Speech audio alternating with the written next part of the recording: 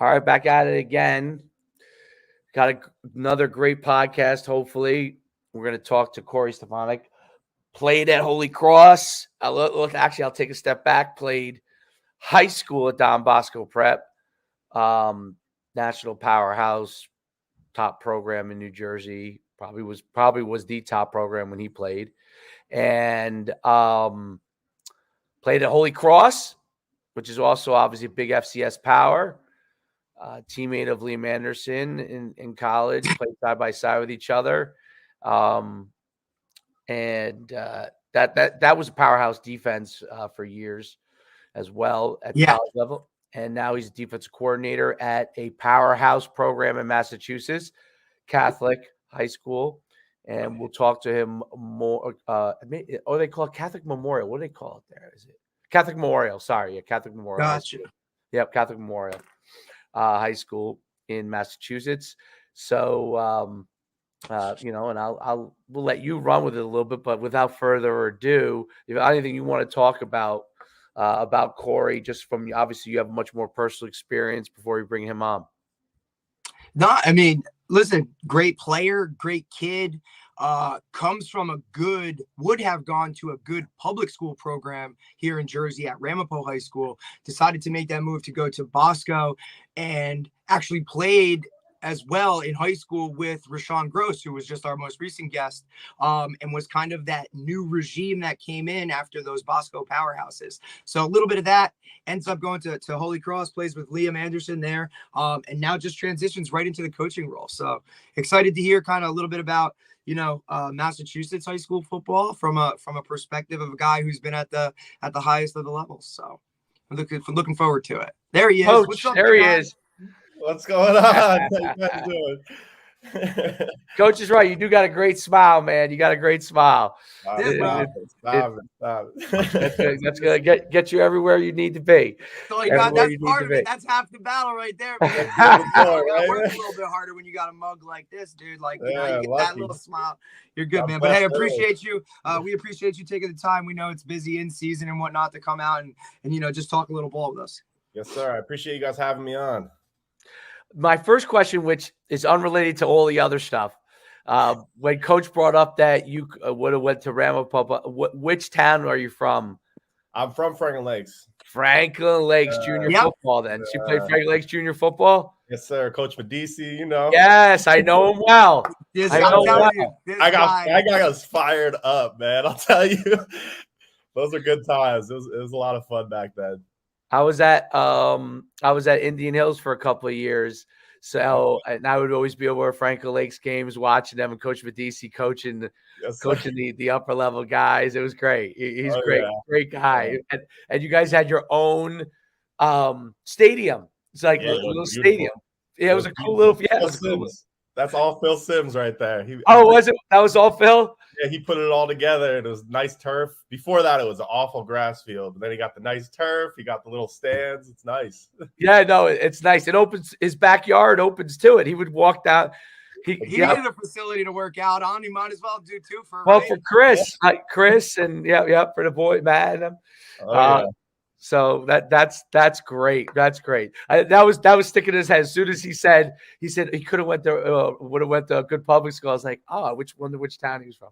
Yeah, because I know how the whole that having coached up there, Wyckoff, Franklin Lakes, and Oakland, like that's the kids are always where are these guys going? And the Franklin Lakes guys went to Don Bosco. That's where a lot of the really good players. I mean, still to this day, that's where they go. Yeah, I think you had a couple guys from your class go, I think, right? Yeah, me and Mike D'Alessandro were the two that took the trip over there. And then Johnny Lutz, I don't know if you remember John Lutz. The comedian of the group. Yeah, the legend. Literally the legend, and not for any athletic purpose whatsoever. Yeah, just the man. Just straight up the man, Good kid. But Mike D'Alessandro, who ended up playing the crossover at UNC. Great athlete. We ended up taking the trip over to Bosco. That's really, really cool. So you've had an amazing playing career, and now you're coaching at a great program. let's start back in the, I guess, the early days, like your Bosco. You played under Toll, right? And what are some of the lessons that you learned? I mean, for me, as far as New Jersey goes, and it's such a shame what happened at the end there too. But he is the greatest high school coach in New Jersey history, bar none. Like long before he came to Bosco, he was already, he had won all those championships at Hackensack. He coached at where I grew up. He in Saddlebrook in the 80s and took a team that was terrible to the deep into the playoffs. Then he went to Riverdale and won state championships. They had Hackensack, then obviously turned Bosco into a powerhouse. Well, what was it like playing for him, and what were a lot of the lessons you learned there? Man, it wasn't easy. I'll tell you that. It wasn't the easiest thing ever. You had to be a special person to be able to play under Coach Toll, and a lot of guys couldn't make it. I think my freshman class, we came in like 140 kids, and the senior class, we might have had 30 left. So that tells you a lot right there. And I think what Toll does, he instills toughness in people.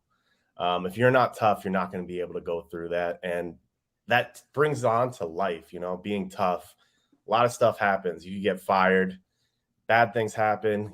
How are you going to bounce back and keep going the next play? And that's what I think Toll really instilled in me the most is, what am I going to do next? I screwed up here. What am I going to do next to fix that? What am I going to do next to build off that sort of thing? So for me, Toll really instilled that toughness in me. And I think everybody would agree with me that was his thing. We were tough guys. We went down to Florida. They were a million times more athletic. They should have destroyed us, but we were tougher than them. We outlasted them. We played every play hard as we could. Yeah. So I think that's what Toll really, that was his difference maker, is making tough kids who wanted it, who loved it, who wanted to keep coming and, work as hard as we possibly could. So that's probably my top takeaway from Coach Toll. Well, I remember all the speeches. That's the first thing. We're the tough guys. We're the tough guys. Man. Oh, when he started throwing some, when he started throwing them in that pregame speech, it was. You can't tell that your head wasn't exploding. Here we go. You knew we were about to put up some points.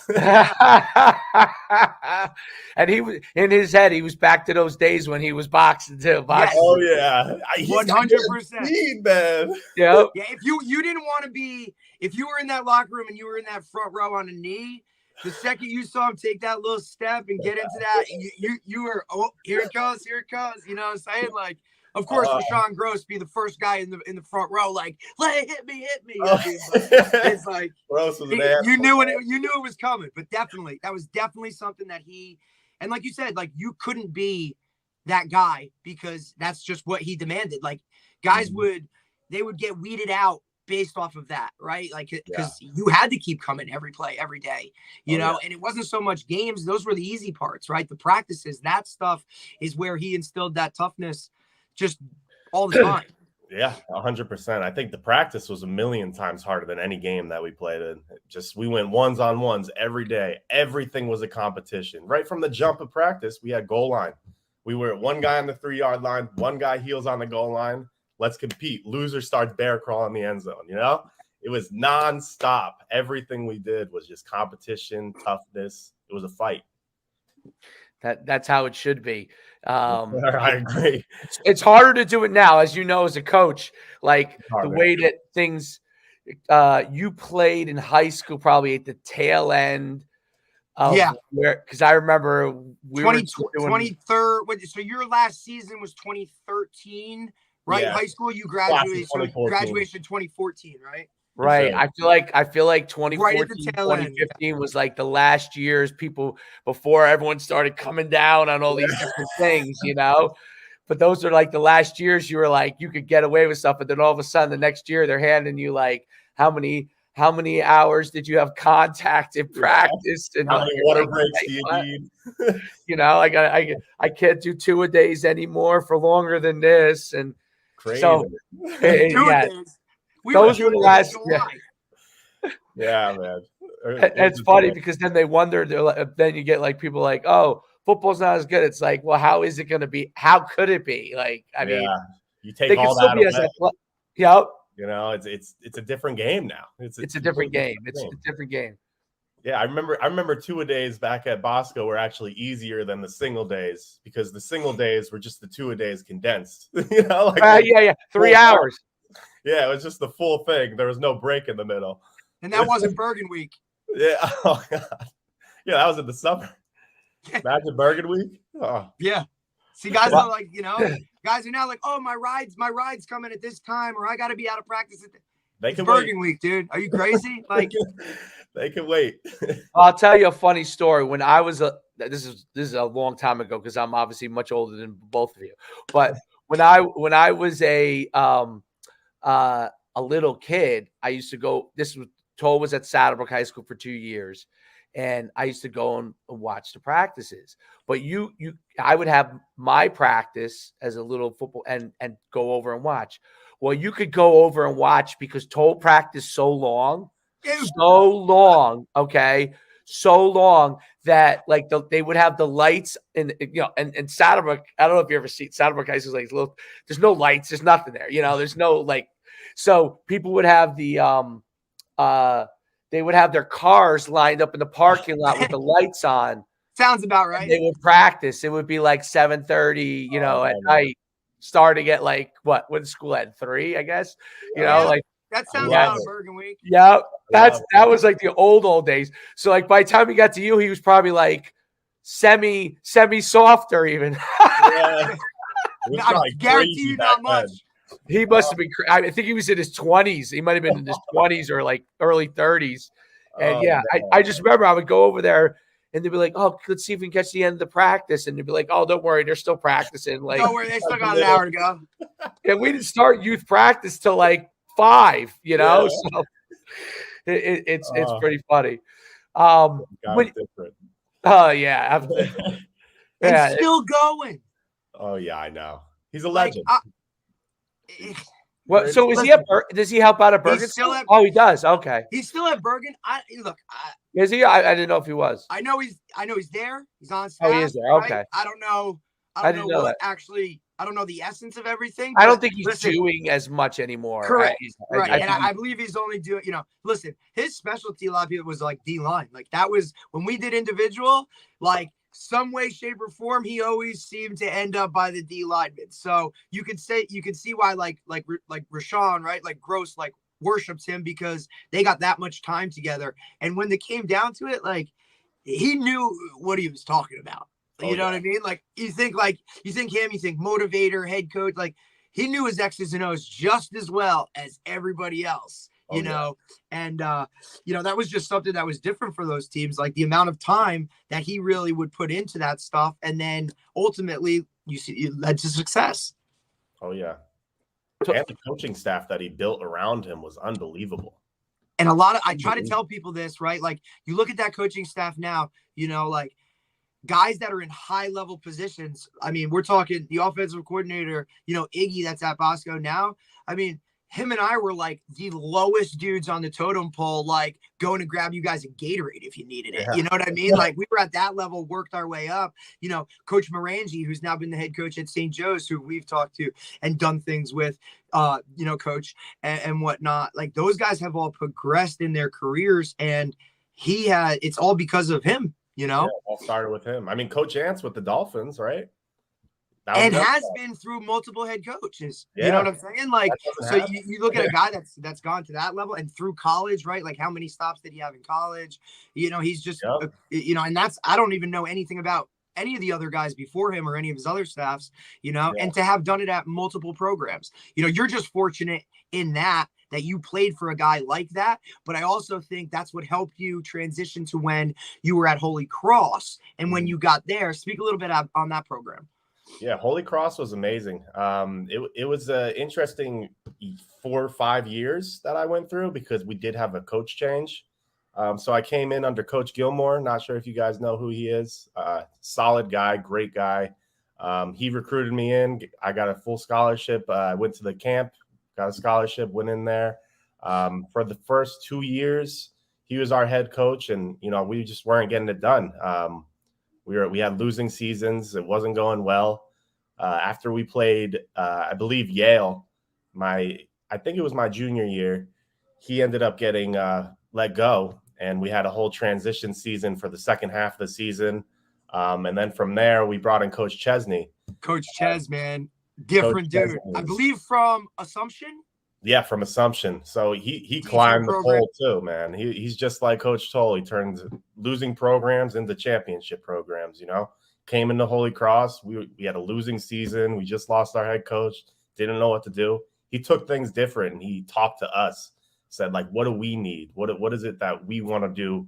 Where do we want to take this program? Not, I want to do this. You know, it wasn't about him. It was about us. And I think everybody bought into that.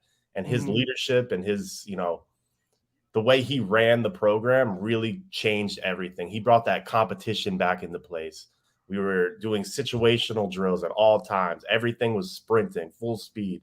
So once Chesney came in, it really changed everything. And from there on, we just started skyrocketing. And now I think they've won five Patriot League championships in a row. They went undefeated. Like Liam never lost the division. Like he was the league champ every year he played at Holy Cross. For that, so we won on my 5th year. That was the first time, and I think it was right because you did 5. I think I broke my ankle my sophomore year. That was a rough one. Played on it for like 4 weeks, but got worse and worse, you know. But my 5th year, we finally won. We finally won, and before that, I think it was like 10, 12 years before the last time we won, and now they've won 5 in a row. So you could tell the guys changed the program. That's incredible. What was living in Worcester like? The G-rated version, please. All right. Worcester's nice, man. It's definitely a lot different now that I'm gone. They got rid of Kelly Square. It's not, you know, I don't know if you know what Kelly Square is, but it was an intersection with like 9 different ways to come in and go. Chaos. You really got to be a Jersey guy and go. That's it. See, there you go. Jersey guys can drive anywhere. Yeah, exactly. It comes with us, you know. But now they got the light in there, so it's nicer. They got a brand new baseball stadium for the Woo Sox. They're really leveling it up. But when I was there, you know, it wasn't the nicest place. But you gotta watch your back in Worcester. So yeah, you gotta watch your back. You gotta pay attention where you are, kind of thing. But a lot of hills on that campus, bro. Everybody had great calves. That's it. Everybody had great calves. Well, it's one of the most unique stadiums too. It's like like on the highway, like literally. You can see the game from the highway. It's yeah. Nice stadium though, right? And I'm sure they went through a couple renovations. Like it's a really nice place to like see a game. Oh yeah, it's beautiful. Giant stadium, and they just added the scoreboard. They got the camera now. They told us they couldn't have it back then, but all of a sudden we got it. So you know, hey man, that's what happens when you you win league titles, dude. You get a lot of things. They start upgrading it. Bosco got a new weight room too, bro. Your cafeteria is now the weight room. Yeah, that's insane to me. Our weight room was that little tiny box, and we locked the doors. I don't even know if you could call it a box. Dave, when I walked in, and I can remember, this was one of the first things I was like in awe of. Like, this is Don Bosco's weight room. I mean, Dave, it's in all of the weight rooms. It was half. I don't even know if it was half a classroom. It was right. Like it was probably the old phys ed equipment room. Right. Well, that's how they all used to be. Right. And then but like these guys got got after it in there, right. But like just to see the upgrades. Yeah. They got to the point where if you were standing on this side, you couldn't see the wall on this side because of all the steam coming up because there's no AC. Crazy. We had one little fan ventilation going around. Yeah, COVID did away with that one. Oh yeah. What was like the biggest transition going from high school to college at Holy Cross? Like what was different, you know, because listen, you really played at a high level program. Holy Cross was on the rise, became on the rise, but college wise, football wise, what was different from playing at Bosco in high school to college? I think for me, it was the fact that the speed was a little faster, but I think the X's and O's was the biggest difference. Understanding the concepts of what defenses were playing and why everything works the way it works was probably the most for me. And then just the time management aspect of it was a big change too.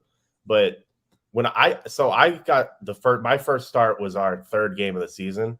So I was able to, get into that level very quickly, which helped me, really grow from there. So the biggest change for me was just learning what I have to do and how I could help the team. Especially, coming from Bosco, you were a top dog, and walk in day one, I was on scout team. And I was like, what is this? I've never done this. Never done a scout team rep in your life. Yeah, I had to work, and by week 2, I was in the rotation, and week 3, I was starting. So I was able to really transition. I think playing at Bosco helped me with that, just because it is such a high level, and you're playing unbelievable guys. I played Alvin Cook. I played the Bosa brothers. I played unbelievable guys in high school. And when I got to college, it was similar. There wasn't that big of a jump. So I think I was lucky with that. But the X's and O's and, the film study, that was the biggest difference for me. Right. Well, I think that's a huge thing when you come from a great program like Bosco. I think if you're a high level player, you're probably more ready made when you come in. Right. And then the key is, are you willing to keep pushing it to the next level? Yeah. Because that's because you'll have guys, and you probably saw that, like a Holy Cross, you probably played at a higher level than almost everybody on your team in high school. You know what I mean? Than the guys that you played at Holy Cross. But those guys may have taken more time to figure out, and some of those guys might have big upsides, right? So like Liam Anderson would be a good example, even though you guys, I know you won the state championship at Old Japan, but the levels are different, right? I mean, sorry, Derek, I said Old Japan. I mean, Mount Olive. And so I used to coach at Old Japan. That's why I said that. The levels are different in high school. So Liam had to probably jump levels to get himself prepared, where you were at a certain high level, and then you have to continue to push. I always noticed that was the interesting thing of guys who came in from big high schools. Like, I remember they were always guys that are already made, right? Right. Like, those guys usually play sooner, right? Like they're at that level where they just pick it up quicker. Like you said, by game 3, you were starting. Liam, it took him till probably his redshirt sophomore year to just get on for specials, right? Yeah. And kind of work his way right there. Whereas you were kind of already, like Coach was saying, those levels allowed you to be ready-made. I mean, look, you played against all of those guys when you played other teams, but you also every day in practice went against one of those guys. Yeah. I mean, you're lining up against the guy, Tommy Sweeney, who's in the NFL right now, every day in practice, right? Like, the guy in front of you, Aquadine Muhammad, like Quan is in the league still, right? Like, so that's the guy that's in front of you to, telling you, hey, this is kind of, what's going on. So you're ready made. And then that's what we've seen a lot of. Yeah. And one of the things I wonder is does it become a situation where you have to actually say, okay, I was at a great program. I'm already a guy that is a starter kind of right away, had the ability to be a starter. Now, where do I go? How do I continue to push to squeeze more out of myself? Like, keep going to another level. Like, is that something that you kind of thought about as a player? Yeah. So honestly, I did not think of that at first. So I actually lost my starting position my junior year to a younger guy. He took it from me because I wasn't doing that for myself. I wasn't pushing myself. I got complacent. I was like, I'm good. I'm the starter. I'm like fine here. And I lost my spot, and I hit myself, and I looked at myself in the mirror, and I was like, what is going on right now? And I had to put everything together, and I worked my ass off, or my butt off. Sorry. No, you're good. No, you can curse. It's YouTube. This is one of those podcasts, buddy. You're all good. Yeah, you can say whatever you want. Yeah, so I worked my ass off to get back on the field because, I didn't want to sit there and watch. And from there, they actually created a whole new defense to incorporate me into that. And I ended up playing kind of a rush end. They made a whole thing. They called it speed canes. So I would come in, D lineman would come out. I'd play rush end, and I would go cause havoc, And then you were like, that's the type of player you were. Is you were kind of that tweener, right? Like that. Am I a linebacker? Like too athletic and small to be a D lineman, but not big enough to be the linebacker, but not fast enough to be a true DB. But like, so like, and I know when Ches came in, right, that whole system, that 4-2-5-ish, which now seems to kind of be the norm for everything, you know, you kind of adapted to that. Yeah, it was perfect for me. Right. Because I was able to step into different positions. You know, I lined up at D end. I had a sack at D tackle once. I played middle linebacker, outside linebacker, safety. You know, I've been everywhere. And I think me getting benched was the best thing that's ever happened to me, because I was able to look myself in the face and say, I need to make a change and I need to start pushing again. And I ended up earning my starting spot back. I ended up, you know, becoming an all-Patriot League player. We won the championship. I was able to be a leader on that team. So that me getting benched changed my trajectory a lot. You know, before that I was complacent. I was sitting there. I didn't have that question of myself of how am I going to keep pushing myself until that happened. So, yeah. No, and the reason I brought that up is because when I played at FC, UConn was FCS when I was I'm dating myself for the second time, but that when I played. So, and I came from like a public school, and you know, like, I mean, our plays in high school was toss right to me, toss left. I mean, it literally, like, that was the play in the huddle, like toss right to Schumann, like, and run. Like, a little different at Bosco. I mean, I didn't know anything. You know what I mean? I didn't know anything when I came to college. I was just an athlete, and I was good at, but I had the, you know, kind of an upside. But my roommate was a Bergen Catholic kid. It was a quarterback, and he came in, literally started from day one, right? Yeah. And I mean, literally a quarterback, and was like firing the ball over the field. And I was like, holy cow, like, you know, because he played at so much better competition in high school, and he really didn't have to transition as much. But a similar thing happened to him. We had a coaching change, and you adapted, but he had a hard time adapting. And I remember thinking, and we were roommates, and he's a great guy. I remember my mindset was like, holy cow, I'm a really good athlete, but like, I don't know anything about football. Like, I'm learning the football aspect of the game, you know? Yeah. Whereas he knew a lot, like he knew so much, and he was 6'5", you know, and the hardest thing for him was adapting to, okay, this is what they want me to do, to get out of the mindset of, you know, I come from the best, like I was around the best competition. And I think it's a fantastic thing that you went through, because players, everybody goes through it in a different way. You know, I had to learn the game. I had to do that kind of aspect. You had to kind of get knocked off the pedestal to get back up top. Yeah. But I think that aspect of it is important, because one of the things that's so great about college football, no matter what level you play at college, right? Because you probably coach kids that are Division III to Division I.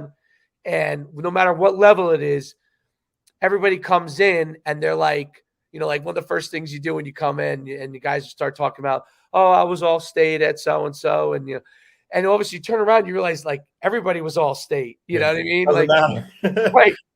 Every single kid, you stop asking the question, because everybody was all state. Everybody was all something. Everybody was that guy. Everybody was that guy. And you realize, oh, wow, like we're kind of at this playing field. I have to really like work, you know. I got to level up now, you know, and that brings it back to Coach Toll. If he didn't instill the toughness in me when I was young, I would have just folded, you know. I would have got benched, and I would have been done, you know. But he taught me to keep pounding, keep going, and I think that really helped me out.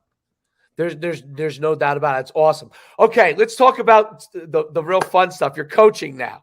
Yes, sir. Okay, and you're the defensive coordinator at a young age. Defensive coordinator at a young age. At Catholic, a powerhouse program.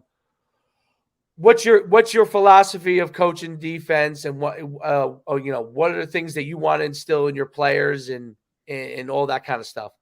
Yeah. So for me, I take it right back to Bosco. I want tough guys. I want guys that were willing to hit. You know, when we played down in Florida, we weren't that guy. We weren't that team. And I knew things needed to change. We've gotten a lot more physical since then. We're doing some minier Bosco drills, not really as intense as them, but a little level down. Within the parameters. Yeah, don't get yourself fired doing it. Yeah, you know how it is. Toe the line. We toe the line. Yeah. All right. We got it. We know the name of the game. We're trying to get a little bit more physical because especially the team we're playing coming up, Zavarian, they're, Matt Hasselback's kid is their quarterback. He's their tight end coach. It's a big rivalry. They run the power scheme. They line up in the power eye every play. They want to run it right at your throat. So we need to be very physical. We're preparing really hard for that. We have a nice bye week to help us, 2 weeks to get into it. But I want guys that are going to be fast, physical, and tough. That's all I really want. If we're flying to the ball, if we're going 1,000,000 miles per hour, we make a mistake, I'm okay with it. Mm-hmm. It's the guys that, are walking, looking at the play made. I'm standing at corner, the ball's over there. No real need for me to run. That's the stuff that gets me, hot. I need guys that are going to run to the ball, make a play, be physical. That's all I really want. But yeah. One of the things I learned from playing defense in college was, and you might identify with this, the pursuit drill, right? The first time you do the pursuit drill, run. You're chasing and they want it perfect where because you're always thinking, okay, I'm gonna run chase a guy, I'm gonna tackle him, but they want you to perfectly tap right on the hips, right? Exactly. It has to be perfect, right? And you gotta get the right angle. And you learn how to run really fast and disciplined and get into the spot that you're supposed to be and not be stacked on top of a guy and all those things. Don't trail color, all that stuff. Don't cover your own jersey, Yeah, exactly. Out of lane. The first time you teach that stuff to a high school, I always felt that to be a game changer because a lot of high school coaches that did it. There's a lot of great high school coaches that don't play in college, right? Yeah. And they're not as familiar with the pursuit. I know every guy that's played, especially linebacker, right? Linebacker college, that pursuit drill, that if you don't do that perfect, you might be doing that darn thing 10 times. 10 times, 20. Oh, yeah. It don't matter. There's no hey, all right, next. No, I pulled the quad. I pulled the quad doing it. And I'm like, you know what? I just got to stay in there. I got to stay in there with the quad pull because get up. Just go. You just got to keep going. Yeah. But you learn that. So how important do you feel you talk about playing tough, smart, fast? How important do you feel things that you teach them can instill beyond the tackling aspect and all those? What are things like that you think are important for defensive players to learn that make that difference in the mindset? Yeah, I think that the whole covering your own jersey is a huge thing, especially for the linebackers. So the way we run the scheme, we have a lot of going across face. I don't want to give everything away. Right. Yeah, don't do that. So our linebackers need to be, fast on their toes and smart with their brain because they got to make the D line right. If they cover one of our D linemen, so we run a 3-3 stack. Yep. They cover one of our D linemen, that could be out the gate. So I think that pursuit drill is great because it's teaching you to not follow your own jersey, find your own path and lock everything up, fill up every hole, fill up every gap, and then run to the ball. Because that's how you get noticed by colleges. If you're in the film in every single play, who is this kid? Where is he coming from? How is he in every single picture at the end of the play? So I think that is instilling, go for it. Just fly around the field and make a play. That's all we really want as coaches. And if you're flying around everything you do, you're going to be on the field and you're going to get noticed. If you're the guy that's just walking around looking at everything happen, I don't know what to tell you. It's probably not going to happen at the next level. They're just going to write you off immediately. In high school, you can maybe get away with it a couple times because of the depth, but college, you're not happening. You stick out like a sore thumb, right? They find you. It's going to find you sooner or later.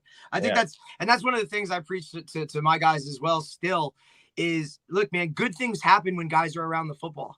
So I mean, look, you don't need to know you don't need to know what coverage it is. You don't need to know what blitz is on. You don't even need to know up front to run to the ball full speed. And I really, like you said, like, I don't really, to me, if we're going to do something wrong, at least we're doing it full speed, right? Yeah. Like, don't be that tweener guy that, I shouldn't have went. Now I'm trying to go back or go here. If you commit, own it and just go, Yeah, just make a decision and run, Exactly. Yeah, 100%. I love that in the 3C3 stack.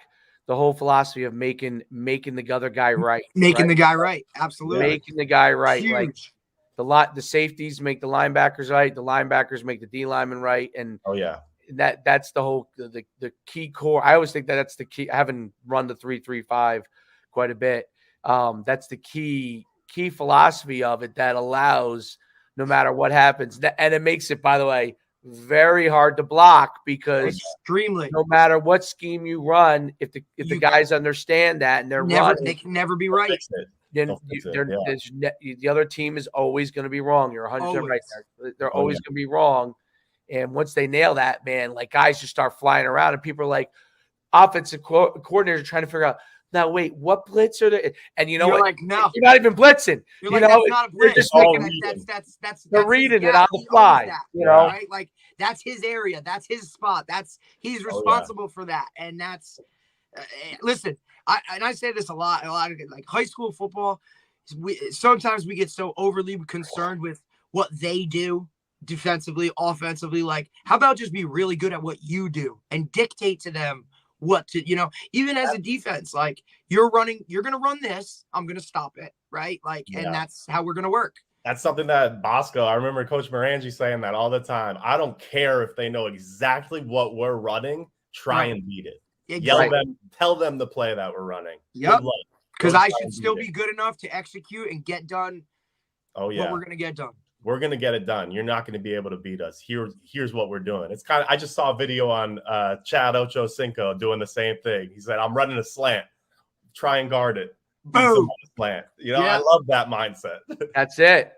That's one of the things that, and you probably deal with it with high school kids too. They're like, they know, they'll come they over know what we're doing. They know what we're doing. Doesn't matter.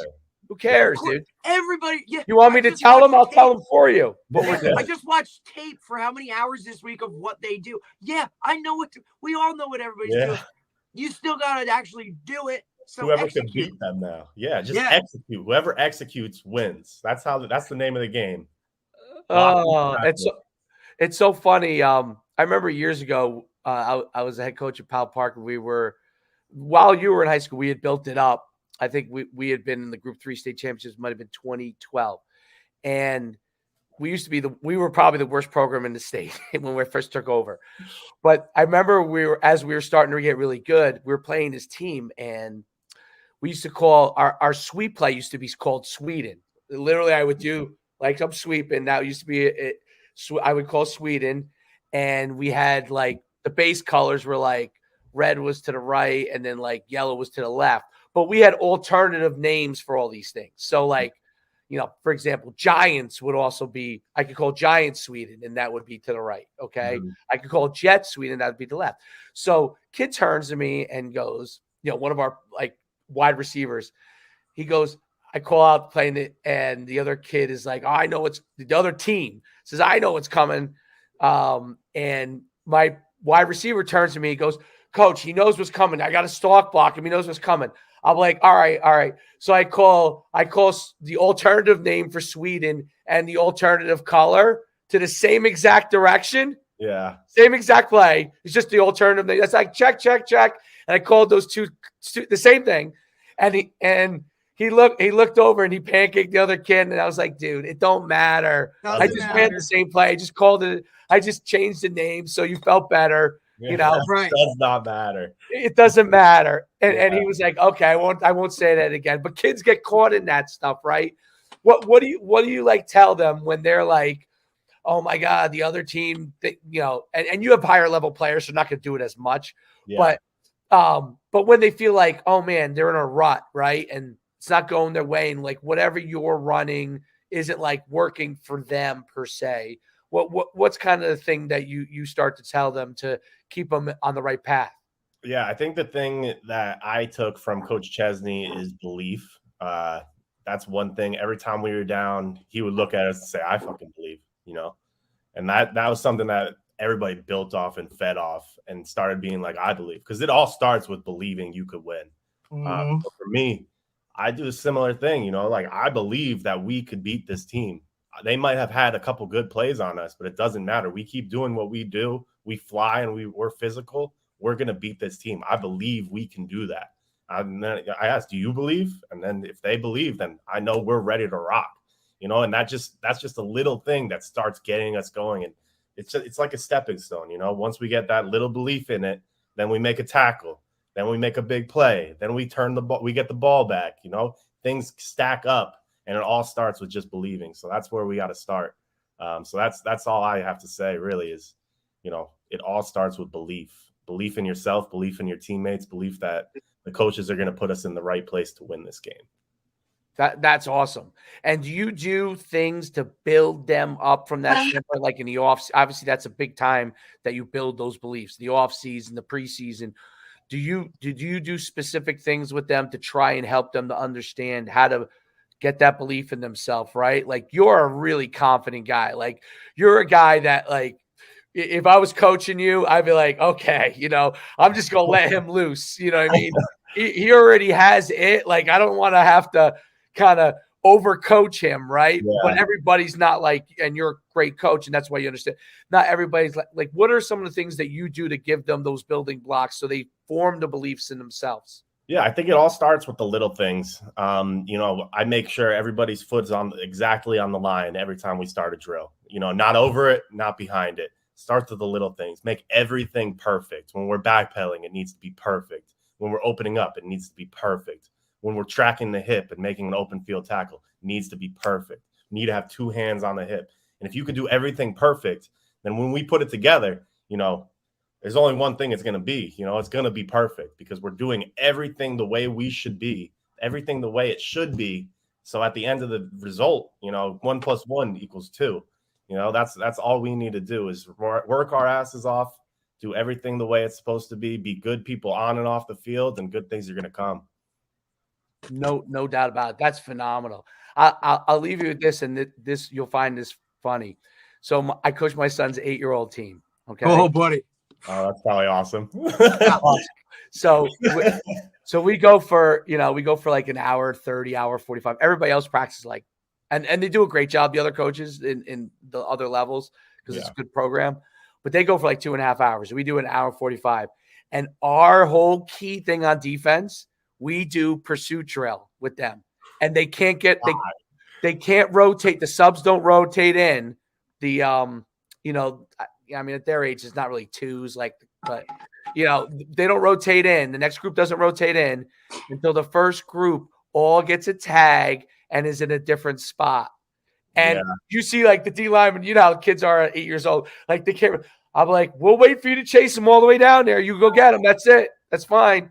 And you know what? I'll tell you, they run to the ball. Like I said, you know, they're 8 years old. They're not phenomenal tacklers yet. You know, obviously that takes time. Yeah. But I'll tell you this, they all are sprinting to the ball. Like, and it's amazing. The first time we did it, like, I know the assistants were like, what is going on? What is this guy doing? Like, these are 8-year-olds. They can't walk and chew gum. You know what I mean? Like, I think for the 8th grade level, though, that's the best thing you could possibly do. Well, not 8th grade. 8. We're talking 3rd grade, bro. They're 3rd graders. I think that's not 8th grade. 8 years old. You get eight guys to the ball at once. You're gonna make the tackle. One guy at once is, I don't know. You know, 8. This is 8U, Corey. 8U. Yeah. And it's crazy because, like, so like these guys too, they also have all these rules. 3rd graders. Like, you got to be lined up in double tight. You have to have a guy over a guy on defense. Like, all these youth rules that they have for them. So, like, these guys adapted, dude. It's crazy. I adapted it. We just fly. Like, yeah, I had like, you know, I never the ball. Gone. That's the whole thing. Like, I was like, you fly the ball, like, sweet. Like, everybody has their angles, and it's pretty incredible. So, like, you teach. My whole thing is like, you know what? You start to teach them now. I'm like, by the time they get to high school, that high school coach won't even have to coach them on that part. Like, absolutely not. They'll be doing it, and they'll be ready to go. And it's funny because at 8 years old, most coaches are worried about like they still want to do like, head to head, tackle each other, like Alabama drill. Yeah, like I'm like, let's teach them to run. Like we're gonna teach them to tackle. Obviously, you got to teach tackle. But that's still going to take time, to get it. The little kids are not good enough athletes yet to be great at it. Yeah. But some of them are, but some of them aren't. But you can teach anyone to run. You can teach anyone to run to the ball. Anyone. I don't care who you are. You can learn to run to the ball. And once you do that, like they make tackles on accident. Just running. Who bumps into who? The kid bangs into them, they fall down. So perfect. It's funny, but I wanted to leave you with that because I think those things are so important, and that and the game has changed like a little bit where those things are important because in 2002 when I first started coaching, listen, I used to Oklahoma. I was crazy back then. I would do Oklahomas. Like now, obviously, I'm like, we don't do those things in the same way anymore. Like we modify things. But I was a crazy man when I first started coaching, and I had to adapt those things. But running, as I learned, I was like, man, if you could teach kids to run, be tough, like you teach them, get after it all the time, and it changed the world. And what you said best to me was, you take that with you. You learned it from Toll. You take that with you in everything you do. Like when something doesn't work out, the first thing you go back to is like, hey man, I got to fight through it. I gotta adapt. I gotta fight through it. And no matter what happens in their lives, they're gonna learn that from you. The kids that are playing with you are gonna learn that you. And just like you learned it from Toll, they're gonna learn from you. And they're gonna be on their own podcast 15 years from now, talking about how Coach Stefanik taught me all these things.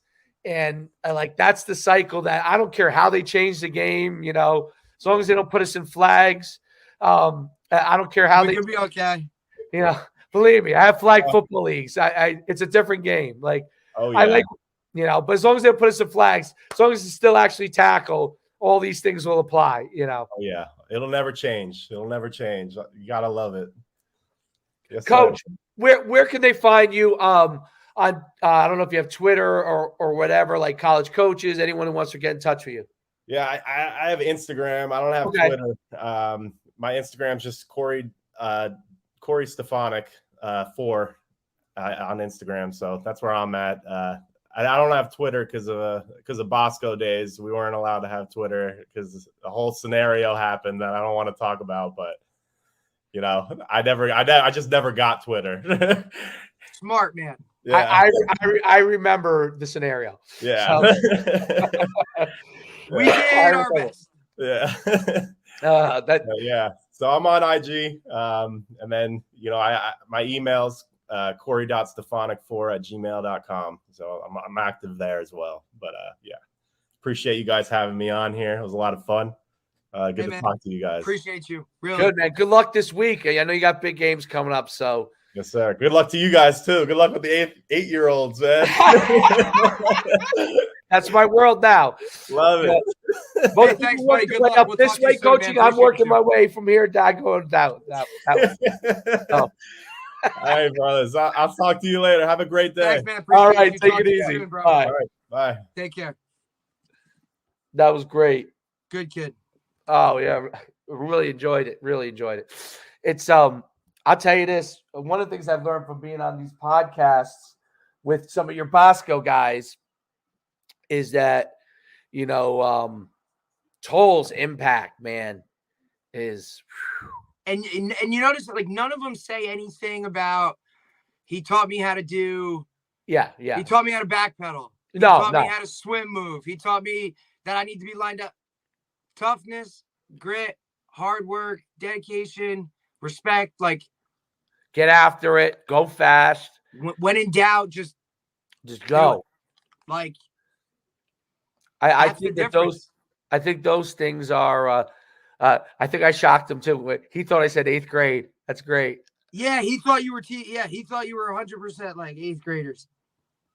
Derek, you know what though? It is amazing that, it is amazing that what kids can actually learn. You know, one of the things I saw, and you'll appreciate this. So when I first started coaching 8-year-olds, because I was not familiar with tackle in 8-year-olds, I thought, okay, I gotta like kind of baby them along, you know? Right. And I watched it. Hold on. I after we're off, I watched a youth coach talk about. It was on TikTok or something, and you know what he talked about? He talked about not babying players. Yeah, no way. He's saying even if they're young, he said just set the expectation that you want them to get Absolutely. And they will achieve it. They will reach it. They will start to work to it. They're going to be at different stages, so it's not going to look like. So be patient, right? Like, so be patient.